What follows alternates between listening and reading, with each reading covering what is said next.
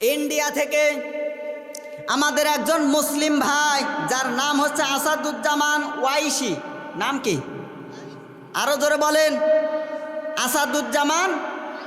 এই মুসলিম ভাইটা যেন ইন্ডিয়া থেকে আমাদের পক্ষে যেন একটা বার্তা জারি করে দিয়েছেন গতকাল।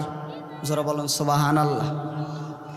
আমাদের যেই লেডি ফিরাউন স্বামীর বাড়ি গিয়েছিলেন, দুইজন যেন একটা গাড়িতে চলাফেরা করছে। নাউজুবিল্লাহ বলতে পারেন নাই? আমাদের কোনো আফসোস হবে না তখন। আপনি এখানে যান আর যেখানে যান না কেন কালেমা পড়িয়ে যান, অথবা ওদের যে ধর্ম আছে এই ধর্মে সামিল হয়ে যদি আপনি বিবাহে আবদ্ধ হয়ে যান, এরপরে আপনি যেখানে যান না কেন কোনো সমস্যা। আরো জোরে বলেন। কিন্তু আপনি যেইভাবে চলছেন, এই ভাইটা যেন নরেন্দ্র মোদীকে জানিয়ে দিয়েছে কার সঙ্গে চলাফেরা করছেন আপনি।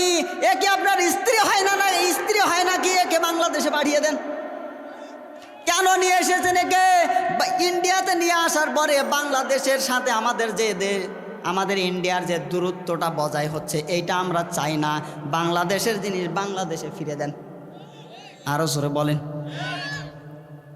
আজ তাকিয়ে দেখেন তো, আমাদের যে শিল্পী ভাইরা আছে, এরা যে গানগুলো বানিয়েছে এমনিতে বানায় নাই।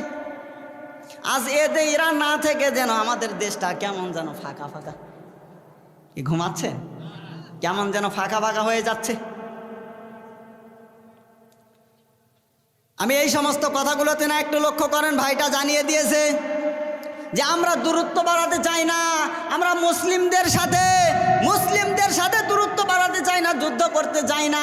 এই শয়তানটাকে ইন্ডিয়াতে রাখার দরকার নেই, একে বাংলাদেশেই দিয়ে দেন। আরো জোরে, একে বাংলাদেশে দিয়ে দেন। যে মাজলুমদের উপরে অত্যাচার করেছে, এই মাজলুমেরা দেখতে যায় যে আল্লাহর আইন দিয়ে এই শয়তানের বিচার করলে কেমন হয়। আরো জোরে বলে। এই মাজলুমেরা দেখতে চায় যে আল্লাহর আইন দিয়ে এই শয়তানের বিচার করলে কেমন হয়। এই জাতি আজকে এই বিষয়গুলো দেখতে চায়। আরো জোরে বলেন। এই শয়তানকে কেন আপনারা আটকে রেখেছেন? আর যদি বলেন যে না পাঠাবো না, তাহলে আপনাদের যে ধর্ম আছে ধর্ম দিয়ে বিবাহ করেন।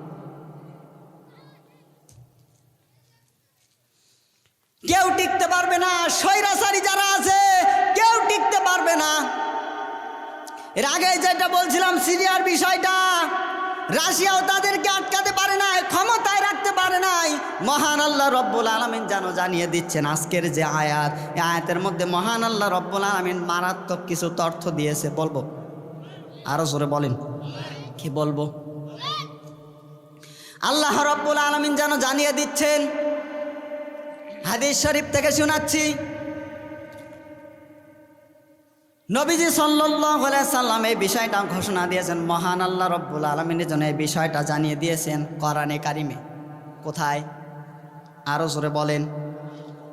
মহান আল্লাহ রব্বুল আলামিন যেন কোরআনে কারিমের মধ্যে সূরা কসাসের 4 নম্বর আয়াতে একটা তথ্য দিলেন। কত নম্বর আয়াত? আরো জোরে বলেন।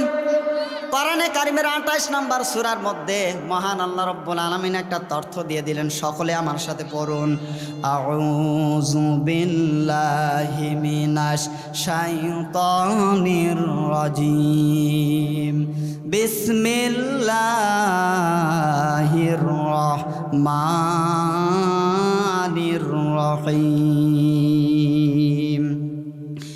ইন্না ফিরআউনা আলা ফিল আরদি ওয়া জাআলা আহলাহা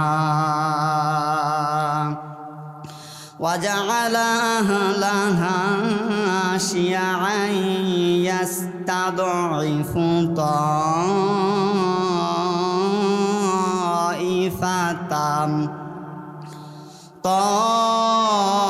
طائفة منهم يذبح أبناءهم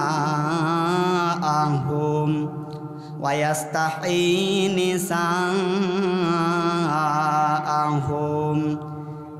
إنه كان من المفسدين।